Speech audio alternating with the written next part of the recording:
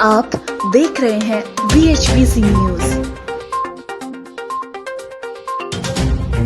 जय हिंद, सत श्री अकाल, आदाब। मेरा नाम है शादाब। सुप्रीम कोर्ट में मंगलवार को सुनवाई करते हुए यूट्यूबर रणवीर अलाहाबादिया को फटकार लगाई गई है और सुप्रीम कोर्ट की तरफ से कहा गया है कि उन्होंने जिस तरह की बातें कही हैं उसमें हम उनकी क्या मदद करें। एक सवाल के तरीके से सुप्रीम कोर्ट ने ये टिप्पणी की है। 16 फरवरी को रणवीर अलाहाबादिया ने सुप्रीम कोर्ट में याचिका दाखिल कर देश भर में उनके खिलाफ दर्ज FIR को एक साथ जोड़ने की मांग की थी।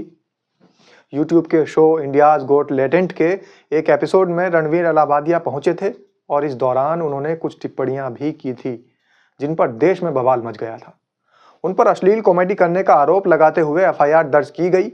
जस्टिस सूर्यकांत और जस्टिस N कोटेश्वर सिंह की बेंच पर सुनवाई कर रही थी। इस मामले पर यह बेंच सुनवाई कर रही थी। सुनवाई के दौरान सुप्रीम कोर्ट ने रणवीर अलाहाबादिया से कहा, फेमस हो गए हैं तो क्या कुछ भी बोलने का लाइसेंस मिल गया है। एक बहुत अहम बात कही है, एक सवालिया निशान उठाया है सुप्रीम कोर्ट ने। अगर कोई फेमस हो जाता है तो क्या उसको अश्लीलता परोसने का लाइसेंस मिल जाता है, ये सवाल उठाया है। उसके बाद कहा है कि माता पिता के बारे में अश्लील बातें की गई हैं, ये दिखाता है कि उसके दिमाग में कुछ गंदगी भरी हुई है। इस दौरान रणवीर अलाहाबादिया के वकील अभिनव चंद्रचूड़ ने कहा है कि याचिकाकर्ता को धमकी मिल रही है। जुबान काटकर लाने वाले को इनाम का ऐलान किया गया है। याचिकाकर्ता की दलील पर कोर्ट ने कहा कि इस व्यक्ति को चर्चा में आने का शौक है जो धमकी का ऐलान कर रहा है। शायद उसे भी इसी तरीके का कोई शौक होगा। कोर्ट ने कहा है कि रणवीर अलाहाबादिया ने जो कहा है, माता पिता बहनें सब उससे शर्मिंदा होंगे। बहुत अच्छी बात कही है कोर्ट ने। और कोर्ट ने रणवीर अलाहाबादिया की गिरफ्तारी पर रोक लगा दी है। ये भी साथ साथ मैं आपको बताता चलूं, कोर्ट ने कहा है कि हम नोटिस जारी कर रहे हैं। फिलहाल ठाणे, जयपुर और गुवाहाटी में दर्ज FIR में गिरफ्तारी पर रोक लगा दी गई है। जांच में पूरा सहयोग करें, यह भी कहा गया है, और जांच अधिकारी के बुलाने पर पेश हों। इस प्रकरण को लेकर कहीं भी कोई FIR दर्ज ना हो, यह भी कोर्ट ने कहा है। और कोर्ट ने अगर याचिकाकर्ता को जान पर खतरा महसूस हो रहा है तो पुलिस से मदद मांग सकता है, ये भी बात कोर्ट ने कही है।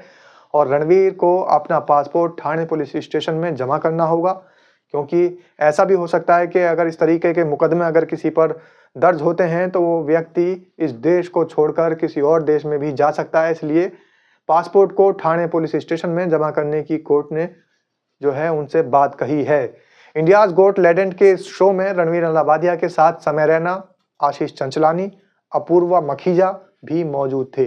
अपूर्वा मखीजा क्योंकि बहुत चर्चित एक लड़की है और एक खास नाम से उनको चर्चा में लाया जा रहा है और एक ट्रेंड भी किया जा रहा है, वायरल हो रही है उस गंदे भद्दे एक अपशब्द जैसे शब्द को उनके नाम के साथ जोड़कर उनको वायरल किया जा रहा है। हालांकि जैसे उन्होंने अपशब्द दुनिया के बीच में, दो लोगों के बीच में, समाज के बीच में कहे हैं, उन्हीं अपशब्दों में से, उन्हीं गालियों में से एक गाली उनके नाम के साथ जोड़ दी गई है। उनके खिलाफ भी मामले दर्ज हुए हैं।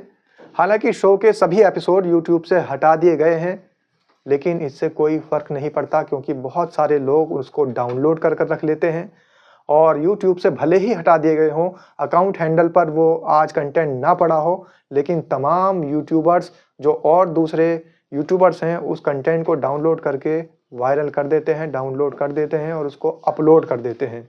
साथ ही सोशल मीडिया के तमाम प्लेटफॉर्म्स पर ऐसी वीडियोस आज भी वायरल हो रही हैं, तो इससे कोई फर्क नहीं पड़ता कि उन अकाउंट हैंडल से इन वीडियोस को हटा दिया गया हो।